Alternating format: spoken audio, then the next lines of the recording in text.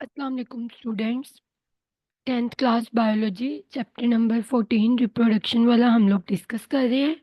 आज हम पढ़ेंगे पोलिनेशन। तो आप लोग इससे पहले फेमिलियर हैं कि फ्लावर के पार्ट्स होते हैं, एंथर होता है, स्टिग्मा होता है, स्टाइल और ओवरी और ओव्यूल मौजूद होता है। तो पेपर के पॉइंट ऑफ व्यू से पोलिनेशन का टॉपिक लॉन्ग क्वेश्चन के लिए एक इम्पोर्टेंट टॉपिक है। तो पोलिनेशन की अगर हम डेफिनेशन की बात करें तो simply pollination is defined as transfer of pollen grains from flower anther to stigma. कि फ्लावर के एंथर पे पोलन ग्रेन मौजूद होते हैं, तो वहाँ से जब पोलन ग्रेन ट्रांसफर होंगे स्टिग्मा तक तो उस पूरे प्रोसेस को हम पोलिनेशन कहेंगे। टू टाइप्स होती हैं पोलिनेशन की, एक सेल्फ पोलिनेशन और एक क्रॉस पोलिनेशन। सेल्फ का मतलब ही सेल्फ पोलिनेशन का वर्ड ही रिप्रेजेंट कर रहा है सेल्फ, कि वो चीज़ खुद ही हो रही है, एक ही सेल्फ है, only one flower present. Is defined as the transfer of pollen grains from anther to the stigma of same flower. कि सेम फ्लावर होगा, एक ही फ्लावर होगा आपके पास, उसी के फ्लावर के एंथर से स्टिग्मा तक ट्रांसफर होगा, या फ्लावर डिफरेंट हो सकता है लेकिन प्लांट सेम होगा। कि एक ही प्लांट के ऊपर दो फ्लावर लगे हैं और एक फ्लावर के एंथर से जो पोलन ग्रेन्स हैं वो ट्रांसफर होंगे स्टिग्मा पे। It is called self pollination. Cross pollination is the transfer of pollen grains for flower on one plant to the flower on other plant. कि सेम स्पीशी होगी, एक जगह पे रोज लगा हुआ है और एक उससे सम डिस्टेंस पे रोज लगा हुआ है, तो एक रोज की जो एंथर होंगे वो ट्रांसफर होंगे रोज जो दूसरे डिफरेंस पे लगा है, डिस्टेंस पे लगा है उस प्लांट को, लेकिन स्पीशीज सेम होगी।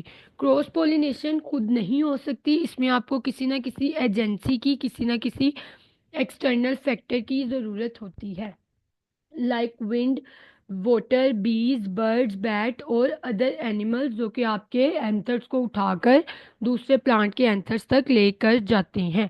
Insect pollinated and wind pollinated flowers have structural adaptations.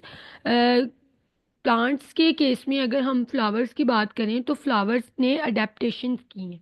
कि वो फ्लावर्स जिन पर इंसेक्ट्स के थ्रू पोलिनेशन होती है उनकी अडेप्टेशन अलग है, और जिन पर विंड के थ्रू होती है पोलिनेशन उनकी अडेप्टेशन अलग है।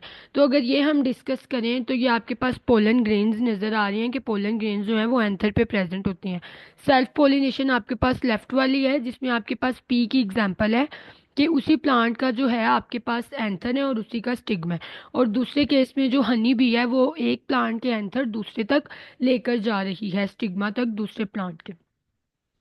फीचर्स की अगर बात करें तो इंसेक्ट पोलिनेटेड फ्लावर्स का जो साइज होता है वो जनरली लार्ज होता है, क्योंकि हनी बीज या कोई भी इंसेक्ट उसको माउथ में या खुद उसको उठाकर लेके जा रही होती है।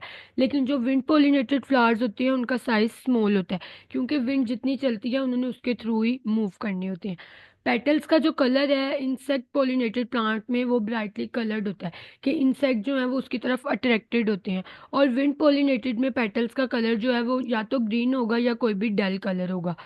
इंसेक्ट पोलिनेटेड प्लांट जो है वो नेक्टर प्रोड्यूस करते हैं जिसे हम रस कह सकते हैं, लेकिन विंड पोलिनेटेड प्लांट प्रोड्यूस नहीं करते।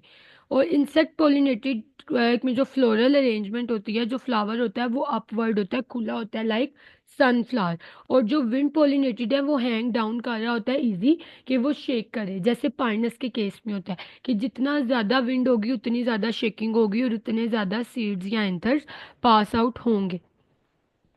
स्टेमन्स और स्टिग्मा जो है वो इंसेक्ट पोलिनेटेड प्लांट में जो है वो रिंग फॉर्म में होते हैं, और विंड पोलिनेटेड में हैंग आउट कर रहे होते हैं रिंग ऑफ पेटल से।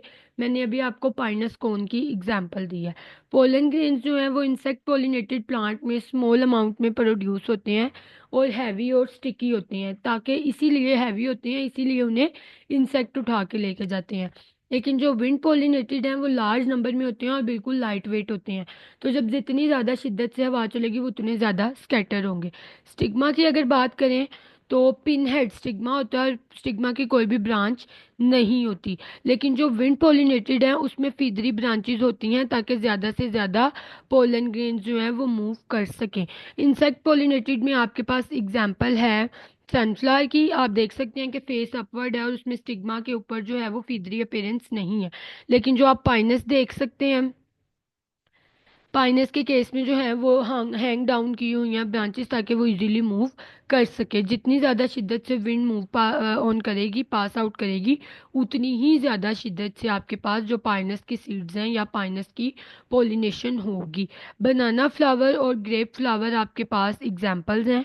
आप लोग देख सकते हैं कि सम प्लांट्स में जो ओवरीज हैं वो डेवलप करती हैं without fertilization. This process is known as parthenocarpy and result in seedless fruits, जैसे ग्रेप्स और बनानाज हैं। तो हम लोगों ने ये पार्थिनोकार्पी की डेफिनेशन लास्ट लेक्चर में डिस्कस कर ली थी कि फर्टिलाइजेशन के बगैर डेवलपमेंट हो जाती है एग की। इसी तरह से जो ओवरी है वो एक टाइप की एग है हमारे पास, तो वो डेवलप कर जाती है फ्रूट में विदाउट फर्टिलाइजेशन। तो इसकी एग्जांपल में पार्थिनोकार्पी की में आप लोगों ने बनाना और ग्रेप फ्लावर को देखना।